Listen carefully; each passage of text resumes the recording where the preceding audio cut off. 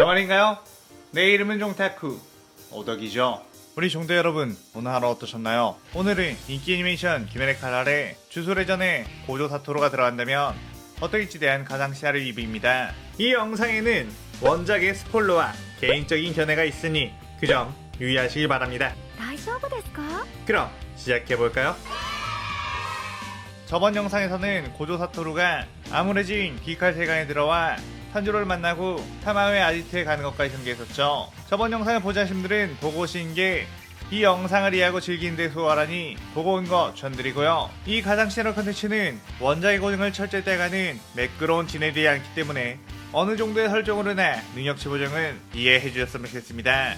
그럼 오늘의 가상 시나리오 시작하겠습니다. 스사마루는 자신의 색칠공이 사토루의 앞에 전부 멈춰서 버린 것을 보고 당황하며 야바에게 네가 장난친 거야? 장난 그만 쳐! 라고 소리쳤죠.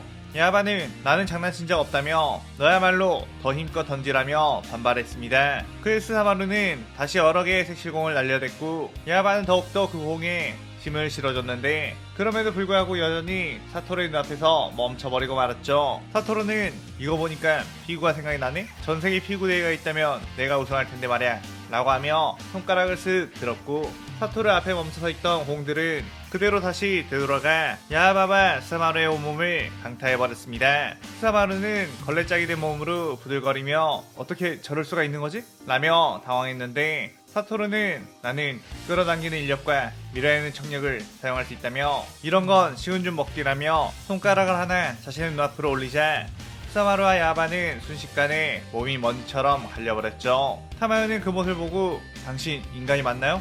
혹시 신이 아닌가요? 라고 물었고 사토루는 하하 나 인간 맞는데? 아무리 나라고 해도 내가 파괴된다면 죽게 될 거라고 라고 말했습니다. 타마요는 아 그렇군요. 그런데 그렇단 말은 내 말고 다른 곳은 파괴되어도 죽지 않는다는 소린가? 라며 어리둥절했죠. 그 뒤 타마요는 무장의 피와 가까운 12개월의 피를 모아오면 레이코를 인간으로 되돌리는데 큰 도움이 될 거라고 말했고 그 12개월 중에 하야노 오니가 나타공호상이라는 곳에 엄청난 거미오니 왕국을 만들어 놓고 있다고 했습니다. 사토루는 그 12개월이라는 녀석들을 빨리 만나보고 싶은걸? 이라고 한 뒤 곧바로 그곳을 향해 출발했고 나타공호산에 다다르자 그곳에는 사방군데에 거미줄이 젖어 있고 바닥에는 맹독성 거미들이 우글우글한 상황이었죠. 그때 멀리서 누군가가 싸우고 있는 소리가 들렸고 탄지로와 사토루는 그곳으로 가봤는데 그곳에서는 두려움에 떨고 있는 무라타와 힘겹게 혼자서 여러 마리의 거미오니들과 싸우고 있는 기회의 모습을 볼 수 있었습니다. 사토루는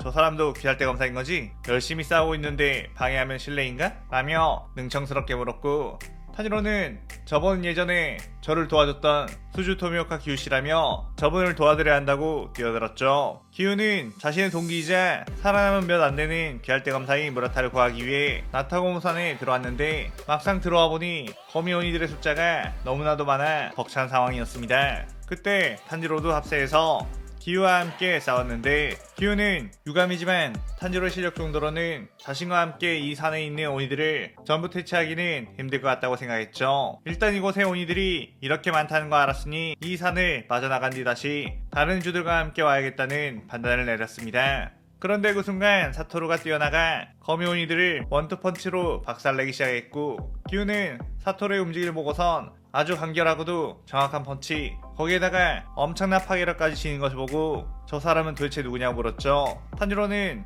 저분은 우리 인류의 희망이라고 인간이면서 주술을 쓸 줄 아신다며 괜히 자신이 더 의기양양해졌습니다. 그러자 사토루의 앞에는 더 많은 거미오니들이 몰려들었고 그 중에는 강력한 힘을 가진 간부급의 오니들도 있었죠. 기우는 아무리 강한 사람이라도 저렇게 많은 오니들을 한꺼번에 상대하기에는 무리다 라고 하며 자신도 가사하려고 했는데 그 순간 사토루는 참 원래 약한 녀석들이 이렇게 몰려다닌 법이지 라고 하며 순전술식 아오를 시작한 뒤 가상의 투사체를 만들어 그 오니들이 있는 곳을 그대로 조토화시켜버렸습니다. 그 공격 한 방으로 대부분의 오니들은 가루가 되어버렸고 겨우 그 공격의 반경에 벗어나 있던 오니들도 너무 커다란 데미지에 몸을 제대로 재생시키지 못하고 있었죠. 사토루는 대장은 도망가는 중인가? 라고 하며 씩 웃었고 멀리서 그 광경을 지켜본 루이는 저자는 괴물이야 빨리 그분께 알려드려야 해 라며 도망치기 시작했습니다. 그런데 그 순간 루이의 몸은 어떤 힘에 의해 끌려갔고 정신을 차려보니 자신의 앞에는 사토루가 서 있었죠. 사토루는 네가 12개월의 온이구나. 확실히 다른 온이들과는 달라 라고 했습니다. 그의 루이는 건방진 인간 따위가 어딜 감히 라고 하며 바라카드 자신의 최대 거미 혈기술을 시작한 뒤 사토루에게 날렸고 그 거미줄은 사토루를 고치처럼 만들어버렸죠. 루이는 씩 웃으며 이 정도면 고치 안에서 몸이 작살이 났겠구나 라고 했는데 보통 이 상황에서는 고치 안에서 피가 터져 나오거나 뼈가 으깨지는 소리가 났어야 했는데 그런 낌새가 없었고 더욱 힘을 주어 압박을 하려고 하는데도 더 이상 압박이 되지 않았습니다. 그 순간 거미줄은 터져 사방으로 흩어졌고 그 안에는 멀쩡하게 서 있는 사토루만 있었죠. 루이는 이건 말도 안 돼. 네 혁은 괴물이냐?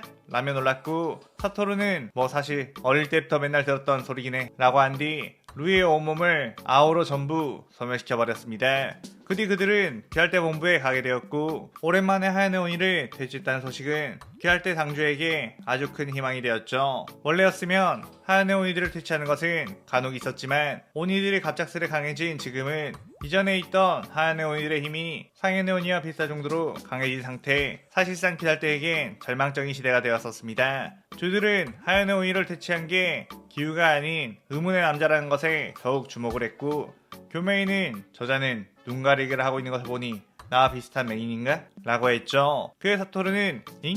내 눈은 멀쩡하다고 이건 무엇을 하고 다니는 거야? 라며 능청을 떨었고 주들은 그런 사토루를 보며 저렇게 가벼워 보이는 인간이 하얀을 퇴치했다는 건가?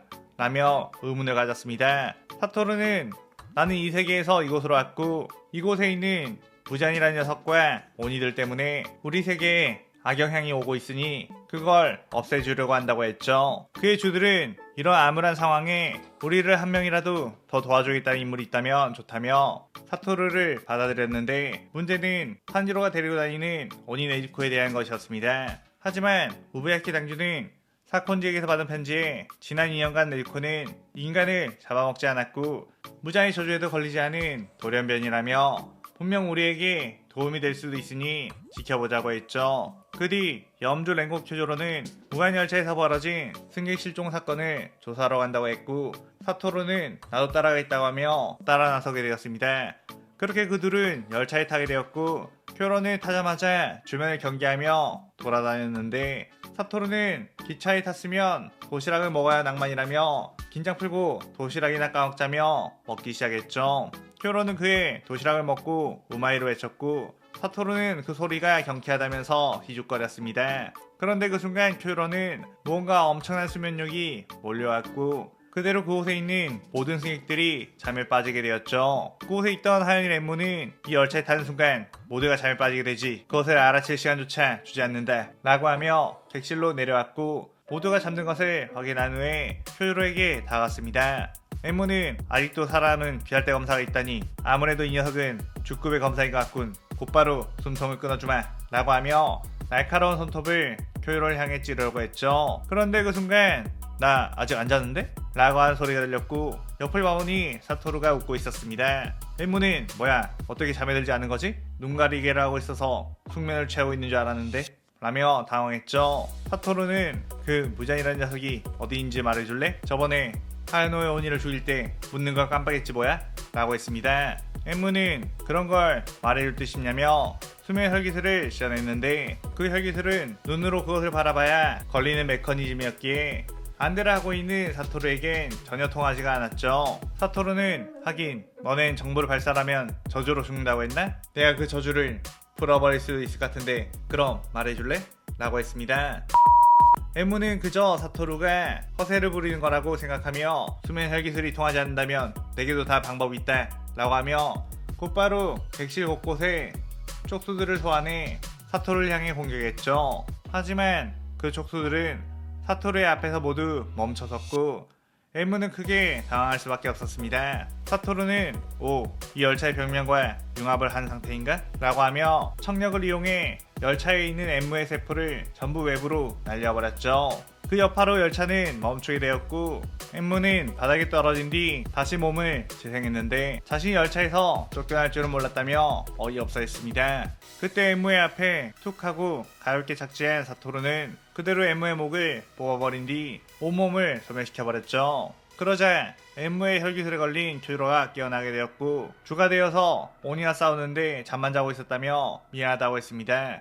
그런데 그때 엠무 녀석을 처치하다니 날 즐겁게 해줄 녀석이 나타난 건가? 라며 눈에 상현상의 표식이 있는 아카자가 저벅저벅 걸어왔죠. 큐로는 저 녀석은 정말로 위험한 오니 이번에는 자신이 상대를 하겠다고 했습니다. 사토루는 오 그래? 그럼 나는 구경을 해야겠군 이라며 뒤로 물러났고 아카자와 큐로는 그대로 치열하게 싸우기 시작했죠. 하지만 확실히 아카자의 전투력이 큐로보다 한 수 위였고 아카야는 몸이 회복되지만 큐로는 상처가 늘어나기 시작했습니다. 아카야는 그럼 큐로에게 넌 이미 한쪽 눈도 잃게 되었고 내장도 파열되어버린 상태 이대로면 죽게 될 테니 오니가 되어서 그 상처를 회복시키라고 제안했죠. 큐로는 나는 오니가 되어 평생을 수치스럽게 살 바에는 인간으로서 명예롭게 죽을 거라고 했습니다. 그리고서는 화염의 오이 연옥을 시전했고 최후의 일격을 준비하게 되었죠. 아카는 거참 아쉽다며 파괴사를 시전했고